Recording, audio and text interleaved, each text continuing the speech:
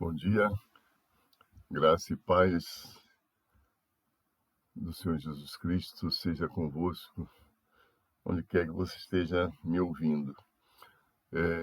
Durante essa semana eu estive meditando acerca do porquê de muitos cristãos não se firmarem na igreja, não firmarem a sua fé.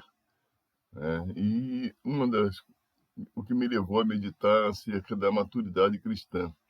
Né? O que na minha opinião, o que leva os cristãos a abandonarem a igreja, abandonarem a fé, né, é justamente a falta de conhecimento das doutrinas básicas do cristianismo.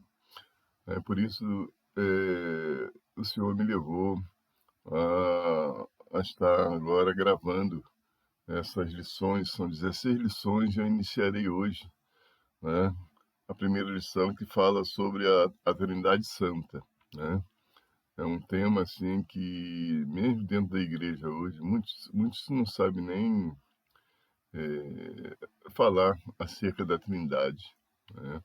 E para que nós tenhamos uma fé alicerçada em Cristo, nós precisamos conhecer as doutrinas básicas do cristianismo. Então vamos começar hoje com a doutrina da Trindade, né? O texto áureo está em 2 Coríntios 13, né, que nos fala assim: a graça do Senhor Jesus Cristo, o amor de Deus e a comunhão do Espírito Santo sejam com todos vós. Amém. Este versículo ele é a bênção final, né, da carta de Paulo aos Coríntios, encerrando a segunda epístola com uma saudação de unidade e comunhão entre os cristãos. Paulo deseja que todos os membros da igreja experimentem simultaneamente a graça de Jesus Cristo, que oferece perdão e salvação, o amor de Deus, que sustenta e guia, e a comunhão do Espírito Santo, que fortalece a vida espiritual e a união do corpo de Cristo. Então, primeiro, ele fala da graça de Cristo, sua presença, seu poder, sua misericórdia e consolo. Em segundo lugar, ele nos fala do amor paternal de Deus com todas as suas bênçãos. E, por fim, ele fala da comunhão cada vez mais perfeita com o Espírito Santo, né? Para que nós possamos alcançar a santificação e o crescimento espiritual. Uma coisa importante é que a doutrina da Trindade, apesar de não constar literalmente, né, da Bíblia, é o supremo, né, mistério da fé. Tá?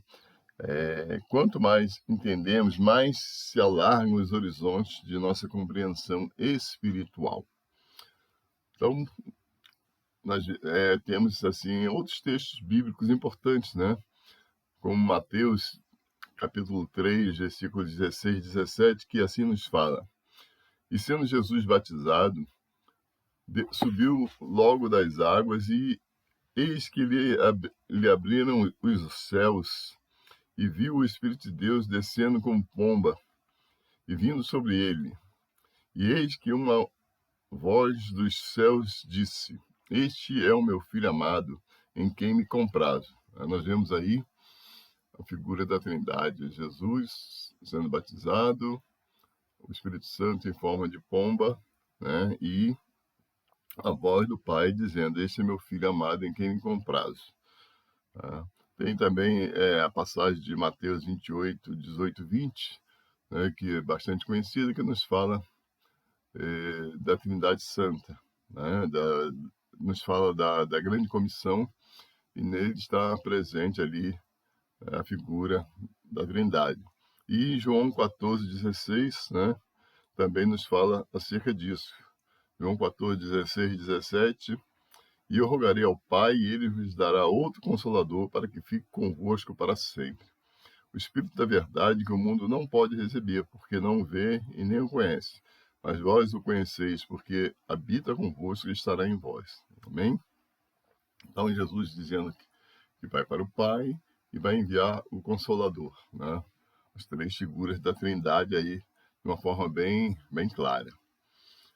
Outros textos, né, que comprovam a atuação da Trindade.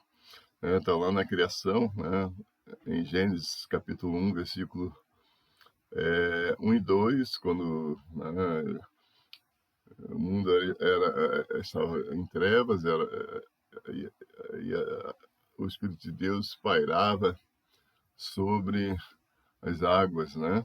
E também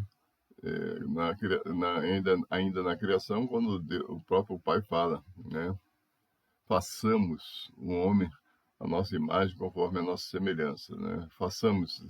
Deus estava falando com alguém, né? E nós entendemos pelo texto bíblico que ele estava falando com o Filho e com o Espírito na criação, né, da humanidade. A Trindade é exaltada nos céus, né? Isaías capítulo 6, versículo 3 e Apocalipse capítulo 4, versículo 8, os anjos ali, os serafins, né, saudando o Senhor, santo, santo, santo, é o Senhor dos Exércitos, né, significando exaltação a três pessoas. Nós temos a Trindade Santa também na redenção humana, né, conforme nós vimos ali em 14, 16, 17, João 14, 16, 17.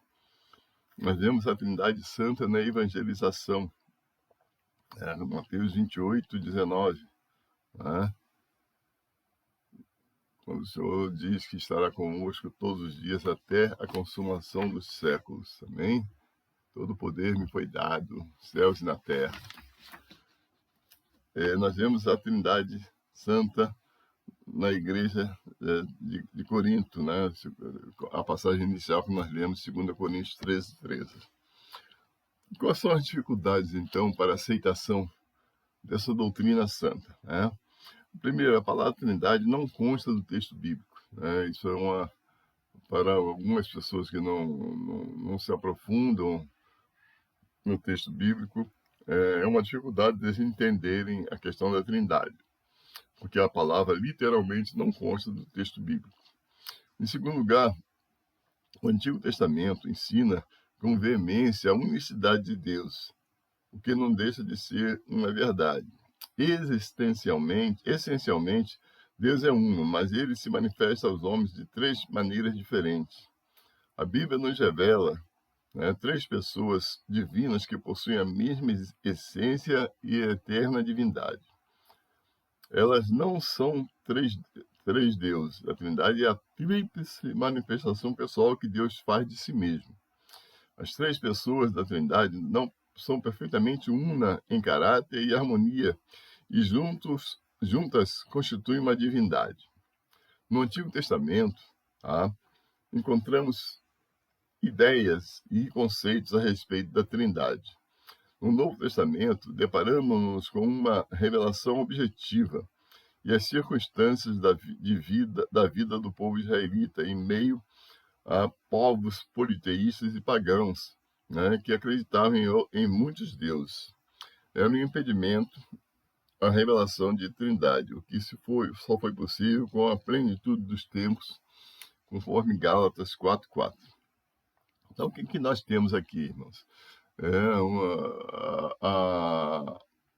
A inexistência da palavra Trindade no texto bíblico e uma precaução de Deus, né, com relação ali no Antigo Testamento ao seu próprio povo, uma vez que ele estava introduzindo o povo numa terra politeísta, onde o povo era um povo politeísta, ele tomou o cuidado, né, de não se revelar em três pessoas para que o seu povo não, influenciado por aquele povo politeísta, não acreditasse que existiam três deuses, né? Então, Deus se revelou, ele falava que ele era o único Deus, e realmente ele é o único Deus, mas que ele se manifesta em três pessoas, tá? Quais foram as teorias, né? Durante a história do cristianismo, surgiram quatro, né?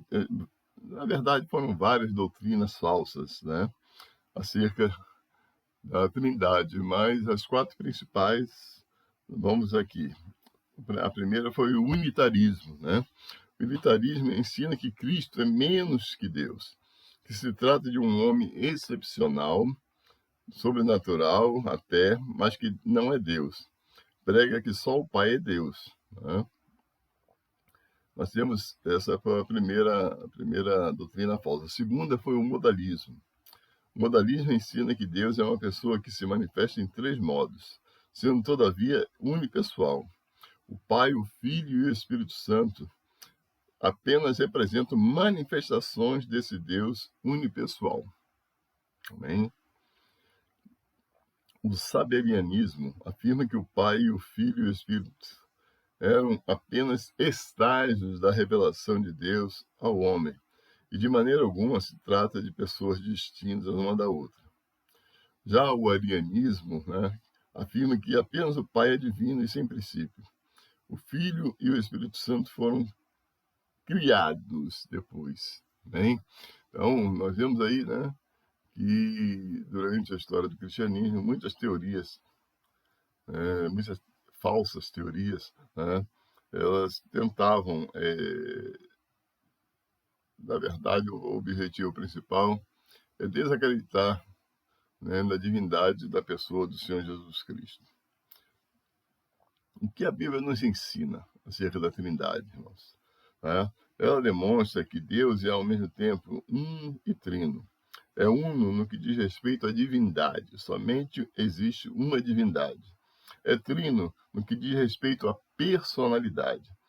As três pessoas possuem a mesma divindade, mas cada uma possui a sua própria personalidade. Eu gosto muito de usar dois exemplos, né, acerca da Trindade para tentar clarear a mente das pessoas, tá? Primeiro método que eu uso para os mais antigos, né, como eu. Por exemplo, na minha juventude, existia aquele aparelho 3 em 1, né? Vocês lembram disso? Aparelho de som 3 em 1? Pois é, ali existia o toca-disco, o toca-fita e o rádio, né? Era um aparelho só, mas que tinha três funções, tá? Cada uma independente uma da outra, né? Então, assim é a Trindade, né? Existe só uma divindade, essa divindade ela se manifesta ao mundo na forma de três pessoas, o Pai, o Filho e o Espírito Santo. Hein? Eu tenho convicção de que quando chegar no céu eu vou ver o Pai, vou ver o Filho e vou ver o Espírito Santo. Assim também, o segundo exemplo que eu gosto de usar é o nosso próprio corpo, nós mesmos, uma pessoa. Né? Uma pessoa é formada por quê? Alma, corpo e espírito. Né?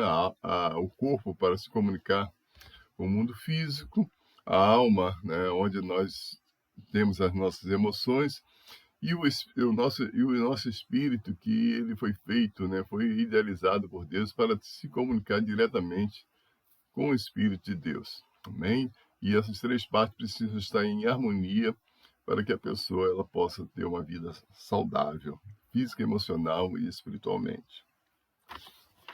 Então, esses dois exemplos demonstram que a Trindade, né, ela é real. Pai, Filho e Espírito Santo são três pessoas absolutamente distintas. Cada uma possui a sua própria personalidade. Nenhuma das três pessoas é a outra. Cada uma possui a sua própria identidade. A divindade pertence a cada uma das três pessoas e a todas as três. Logo, o Pai é Deus, o Filho é Deus e o Espírito Santo é Deus.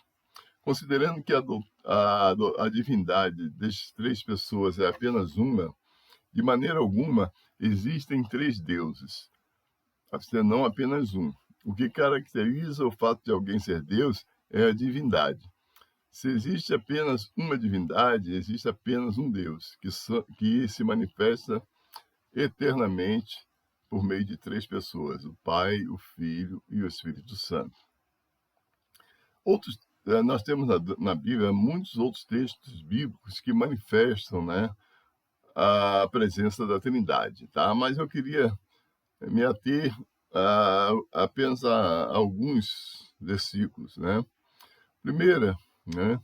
Primeiro que nós gostaríamos de ter é Gálatas 4:4, mas vindo à plenitude dos tempos, Deus enviou seu Filho, nascido de mulher, nascido sob a lei. Né? Este versículo destaca a importância do tempo escolhido por Deus para enviar Jesus Cristo ao mundo, né? Enfatizando sua humanidade e a conformidade com a lei.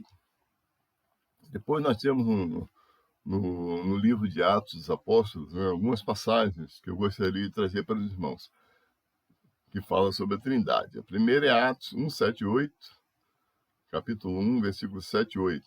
Né? Não nos pertence saber os tempos e as estações, né, que o Pai estabeleceu pelo próprio poder, mas recebereis o poder do Espírito Santo que há de vir sobre vós, e ser-me-eis testemunhas, tanto em Jerusalém como em toda a Judéia e Samaria, até os confins da terra. Então, vocês veem o próprio Senhor Jesus falando, né, que o Pai que estabeleceu os tempos, mas que no tempo oportuno, como Gálatas 4:4, ele enviaria, né, o Espírito Santo sobre a vida das pessoas, para que elas fossem testemunhas do próprio Senhor Jesus. Em Atos 2, 32, 33, Deus ressuscitou Jesus, do que todos nós somos testemunhas, de sorte que, exaltado pela destra de Deus e tendo recebido do Pai a promessa do Espírito Santo, derramou isto que vós agora vedes e ouvis. Amém? Então, vemos ali Jesus falando, o próprio Senhor Jesus falando, que o Pai, que o que aconteceu no dia de Pentecostes foi o cumprimento de uma promessa do Pai que enviaria o Espírito, né? As três pessoas da Trindade novamente em ação. Nós temos Atos, capítulo 5, versículos 3 e 4.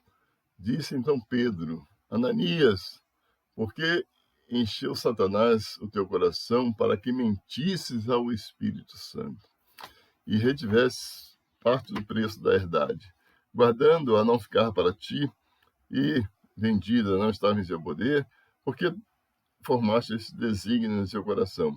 Não mentistes aos homens, mas a Deus. Né? Então, nós vemos aí Deus, o próprio Pedro, né, falando acerca de Ananias, citando o Pai e o Espírito. E, finalmente, Atos, capítulo 19, versículo de 1 a 5, diz assim: E sucedeu que, enquanto Apolo estava em Corinto, Paulo, tendo passado por todas as regiões superiores, chegou a Éfeso, e achando ali alguns discípulos, disse-lhes: Recebeste, pois, já o Espírito Santo quando creste?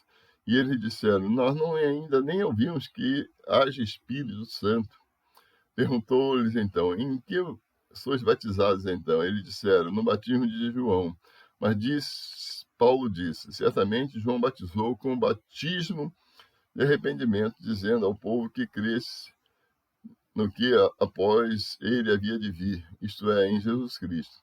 E os que ouviram foram batizados em nome do Senhor Jesus. Né? Então, veja que há aí uma sintonia, né, entre o Pai, o Filho e o Espírito Santo na questão do batismo. Outros dois textos, né, que falam a respeito da Trindade, está lá em 1 João 1,12, né? Eleitos segundo a presciência de Deus Pai em santificação do Espírito, para a obediência e a expressão do sangue de Jesus Cristo. Graça e paz vos sejam multiplicadas. Em duas linhas, Pedro falando acerca da Trindade. E, por fim, João, capítulo 1, versículos... 1 João, capítulo 5, versículo 7. Porque três são os que testificam no céu: o Pai, né, a palavra, que é o próprio Senhor Jesus, e o Espírito Santo. E esses três são um. Né? Note bem. Porque três são os que testificam no céu: o Pai, o Filho e o Espírito Santo. E estes três são um. Tá? Toda vez nós sabemos que a palavra de Deus é o Senhor Jesus revelado em palavras, né? Então, nós vemos que, quando ele fala que os três que se testificam é o Pai, a Palavra e o Espírito Santo, ele está falando que os três são o Pai, Jesus e o Espírito Santo. Por que estudar a doutrina da Trindade, então, irmãos? Vamos lá. Enquanto não entendermos a Deus completamente, estaremos impedidos de conhecer todo o resto das Escrituras, pois o conhecimento de Deus é o ponto de partida. Tá? Se conhecermos a Deus deficientemente, nosso aproveitamento será limitado, falho e incoerente. Seremos crentes sem consistência. Através da doutrina da Trindade, podemos compreender que o Pai está no seu trono de glória, regendo o universo. O Filho está entronizado à sua direita, advogando as nossas causas e aguardando o dia de sua volta, de sua vinda à Terra.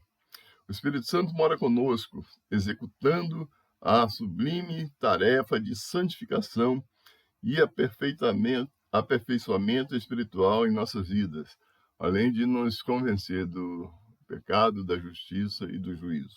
Amém? Então, que Deus seja louvado em suas três pessoas maravilhosas, o Pai, o Filho e o Espírito Santo. Tenha um bom dia, uma boa semana, e que o Espírito Santo venha revelar-te a Trindade de uma forma mais adequada e proveitosa para que sua vida espiritual seja uma vida abundante, em nome de Jesus. Amém.